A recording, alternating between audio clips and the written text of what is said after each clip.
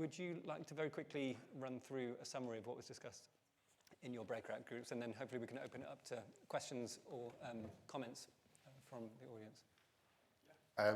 So basically two parts to our strand, really.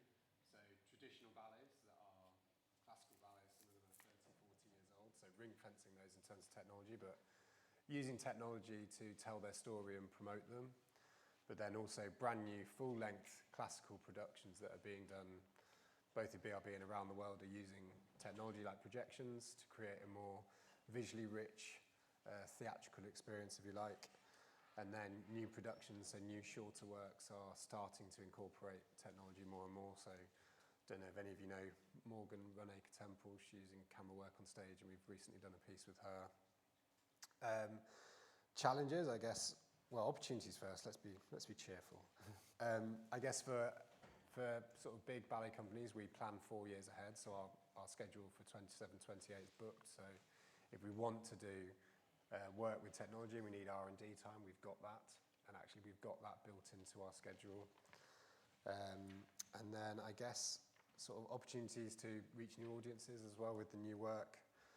Challenges, I guess capacity to deliver sort of innovative work within current funding models. So, you know, a lot of the Arts Council principles are a real challenge for big organisations to deliver on all four fronts, and it means that often creativity can be sort of curtailed slightly, actually.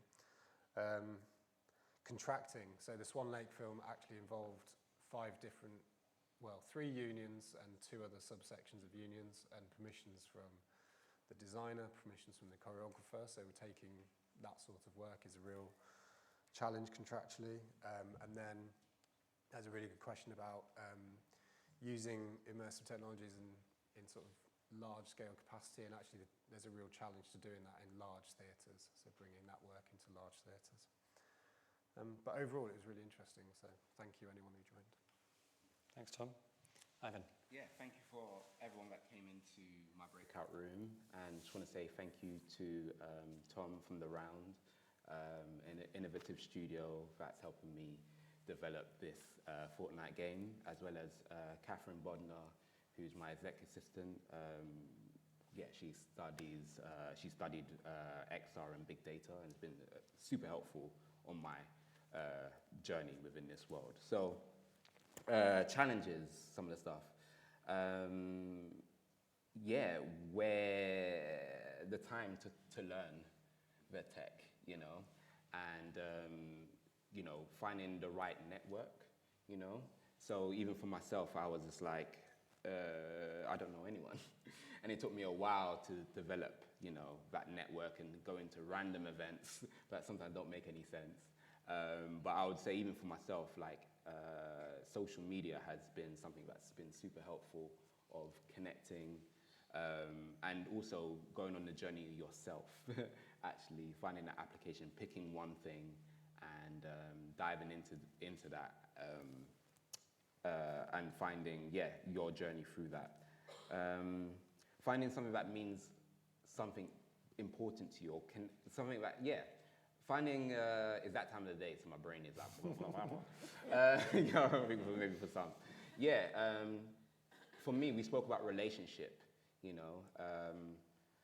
The way I've taken the approach to it is looking at it like it's a person, you know. And as I said in the group, sometimes you have the good times, the bad times, you're trying to figure it out, you need to give it space, you know, and bringing that humanity to kind of what you're doing.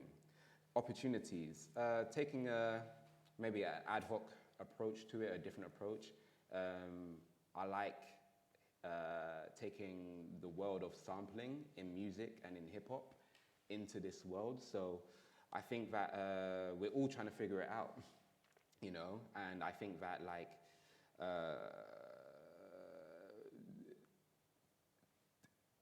finding what I know resonates with you, you know, and it's okay to put like an amalgamation of something and see what happens. You know, I feel like that's what we do sometimes when it comes to choreography and dance. We're putting all these random movements together and it becomes something. We take this reference from here, this reference from here and find this baby, which, you know, so I feel like a lot of those things that you do maybe in the more physical can work in the digital as well. And then lastly, I would say we spoke about tools as well. If you're starting out, things like Mixamo, looking at other apps maybe that's not what you would usually use. Something like Loopsy is literally like a gift making app, but using that and then putting it through AI, or using something like Midjourney and getting, you know, programming it to do many still images and putting it into something that looks like a moving image. So there's other ways of kind of getting your result. But yeah, we spoke about many things. Amazing, thank you. I'm going to whiz through this because we're running out of time. So in our group, we talked about technology as an amplifier, the opportunity to kind of extend beyond the stage from that immediate moment of the performance and allow dance and performance to kind of live in different ways, and then the digital ecosystems that can enable artists to build audiences. There were some conversations around the kind of monetization of that and the opportunity there is and the tools that can support artists to fund their work in the context of more difficult funding conditions for the arts. Some of the challenges we discussed were around maybe a lack of awareness of the opportunities and shifting cultures in the performing arts and the arts more broadly, and the difficulty of people finding each other to be able to work together. So the question around whether there's a need for events and tools or means through which people can be connected. There was discussions around the idea of hackathons and open source technologies and communities where the opportunities are there. Another challenge was a question around the kind of gimmicky tendency of technologies that develop commercially, that they can perform tricks, but often you've got to start from scratch if you to build the kind of meaningful artistic tools. So a question around the need for bespoke tools that really serve the needs of artists within specific contexts, but aren't having to be built from scratch each time, as we alluded to before. So yeah, thank you. So you're talking about mixed realities and kind of the potentials and some of the challenges of that. I think there's some things that kind of fell under this like seen and unseen heading. So kind of we were talking about the physically seen body, but then the sensorial feeling of movement and how we can use mixed reality to express that. There was also talking about like neurological sensations and understanding neurologically what might be happening in the body and for different people and how to express that. There was also some discussions about how to allow mixed reality to maybe unseen identities or different expressions of ourself and being able to use it in that way. And I think there's also this potential, there's kind of the dual, there's potential for touring and taking it to many different spaces, but then there's also, I think we were talking about it in a ballroom setting of if there's a huge group of people, not everyone there can have a headset. So, you know, how do you kind of manage the amount of headsets that are currently needed? We were fast forwarding into some other future technology maybe to handle that, but and I think there's the potential to kind of release people to move and get people to actually be a part of that movement in the space through mixed reality. And yeah, there's some challenges with the access to technology and being able to just be able to have the access to be able to make with that technology. I think that's. And for us, threat or partner in the creation. So we definitely found some threat to the AI. Sorry, definitely. So for example, lack of regulation around the use of AI tools when it comes to work with dancers. I prefer like that actually. For example, someone working with dancers using their data for just a couple of days, and then off he creates his artwork using the data from the dancers. So where is the creation process with the dancers, but also lack of days of engagement for the dancers and where that IP would belong and how the dancers would not maybe get paid as much as they were used to, like now today creating a studio. So there were these, yeah. But also taking out the artistry, so anyone can make art creating with the Midjourney or whatever the AI tools, and then they can create art.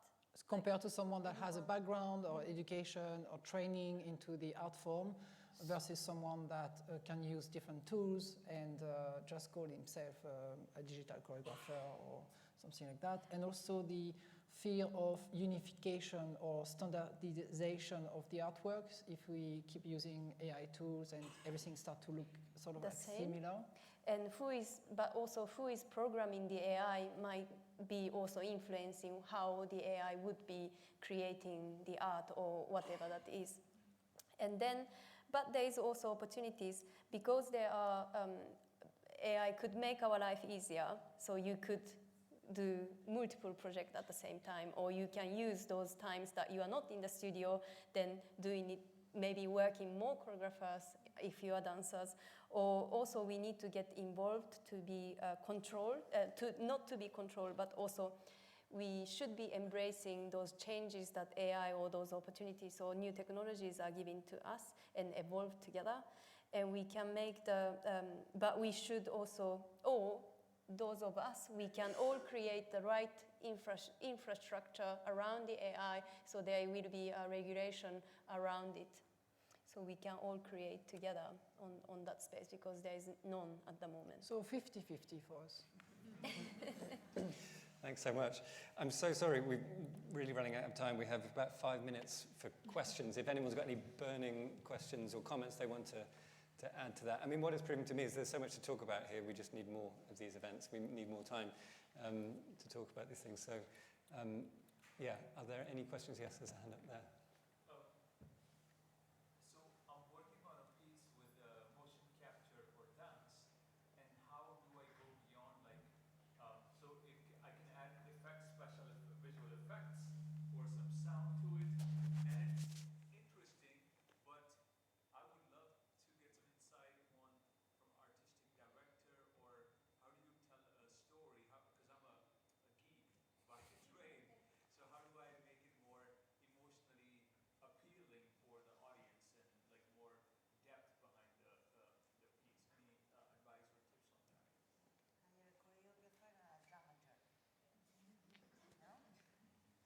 Avatar as us answered. And also a dramaturg to work with you in collaboration with you.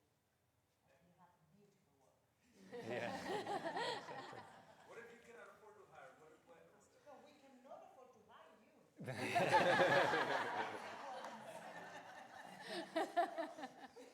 Exactly.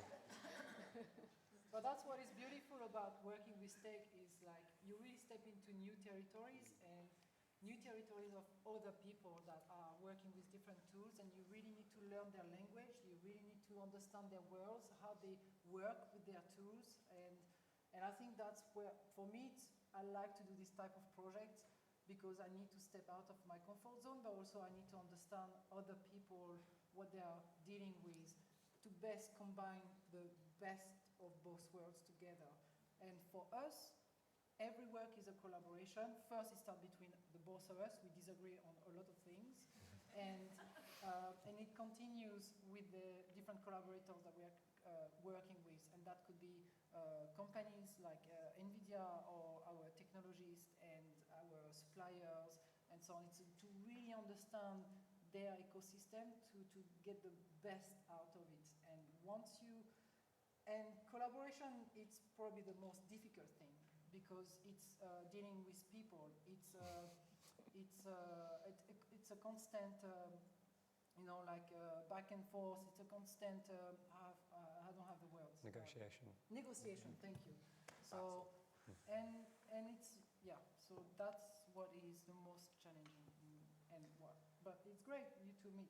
Yes. I know already you too. Yes. So it's cool. But there's so many layers to emotion as well. Yeah. It's the music you use, it's the environment that people are watching it in, it's the movement within the piece, the dramaturg, the story. Yeah, it's all of those things.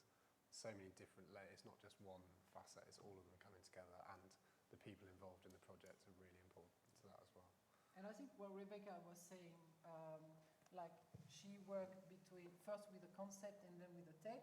She learned, she explored both, and she has a slider through your creation. You go, and I think for all of us, and we can say it's also applied to us, and yeah, it's a constant.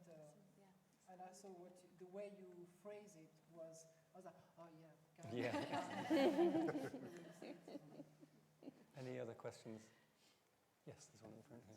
One question, but it's probably not as exciting. Since changing the relationship, changing this world, it's really fantastic and it's really exciting. What about the contractual side? You pointed to some of that aspect. You know, you're capturing, for example, people in action, and you've got that asset.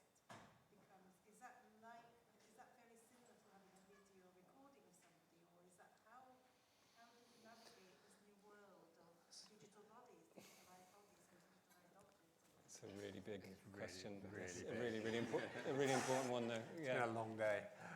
Yeah. It is something that is really topical, and I think in my world, I work with 3 unions, the Musicians Union, Equity, and BECTU, which is the tech. And in none of them, there's not a single bit of ink that relates to this sort of work. So even putting a camera on stage in hotel was a grey area and required negotiations. And I think any work, my learnings from my 2 years on Bloomberg is any of this work now from my world needs to start with the contracts, and I wouldn't go any further, because actually I would run the risk of beginning a project and then getting bogged down in legal. And actually, but one of the things I said with this work, in my 20 years, and Alex was a dancer at BRB as well, the negotiations were always frosty at best. But with anything digital, there is a complete openness from all sides. And partly that's that's partly sort of born out of curiosity and the sort of desire to innovate as well. And actually, we talked a bit about the language that you use with this technology is the same way that you would approach the contracts. That language that you use with what you're trying to do and what you're trying to achieve is really important. So when it comes to contracting work, being really simple and sort of open and honest about what you're trying to do and breaking the technology down and how you want to use it is integral to sort of contractual success, if you like. Because as soon as you start using technological words in a traditional environment, you lose people. And it took me a long time to get past that barrier and really break down the language and sort of show people what we were trying to do and demonstrate that. Good demystification of the tech. Yeah, absolutely. I'm so sorry, but we're going to have to wrap up there.